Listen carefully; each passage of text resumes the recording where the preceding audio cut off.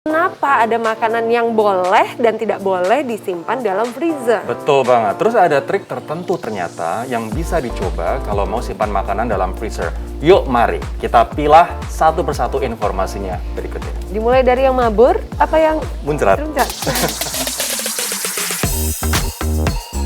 Hai Inliners, ini saya baru aja nyatet makanan-makanan yang harus saya beli nih buat belanja bulanan lah biasanya toh. Nah Inliners, ada kan beberapa dari kita nih pasti yang belanja langsung banyak biar nggak usah bolak-balik ke supermarket, terus biar tahan lama dimasukkan ke dalam freezer. Nah buat yang suka kayak gitu tuh sebaiknya ikutin terus liputan kali ini karena saya akan kasih tahu sebenarnya makanan apa aja sih yang aman masuk ke dalam freezer dan yang tidak aman masuk ke dalam freezer. Inliners, kalau kita punya simpanan bahan makanan, harapannya pasti bisa jadi awet kalau disimpan di freezer kan? Tapi ternyata nggak semua bahan makanan boleh disimpan di lemari pembeku ini loh. Yuk kita pilah mana yang boleh dan mana yang nggak boleh.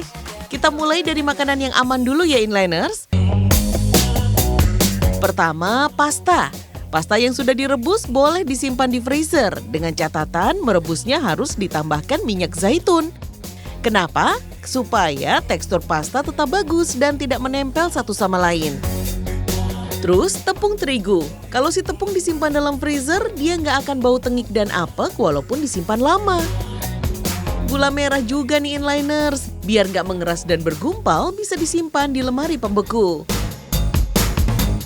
Sekarang lanjut kita ke makanan yang disarankan tidak disimpan di freezer. Apa aja ya?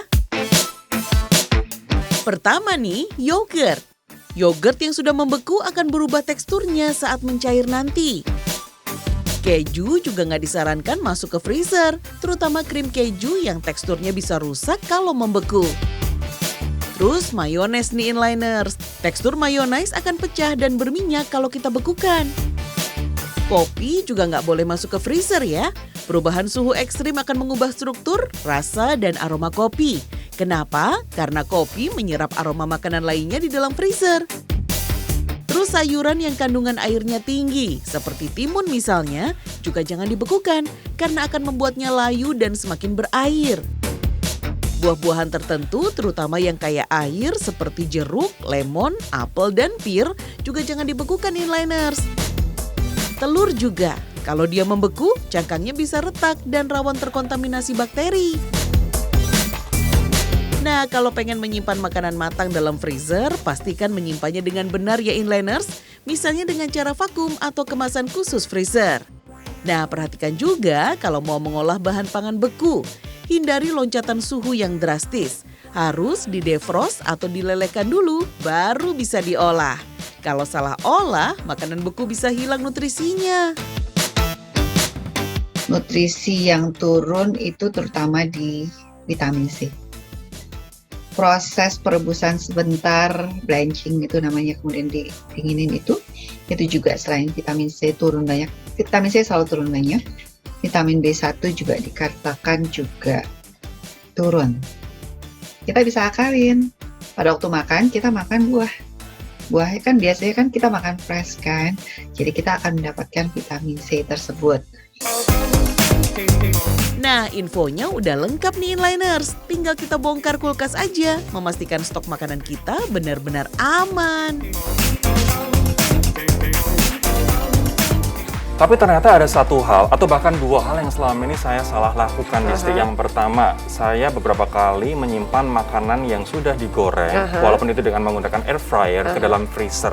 Tapi ternyata ini menurut sumber yang saya ambil dari IDN Times, ini nggak boleh karena bikin lembek dan juga berair meski telah digoreng kembali.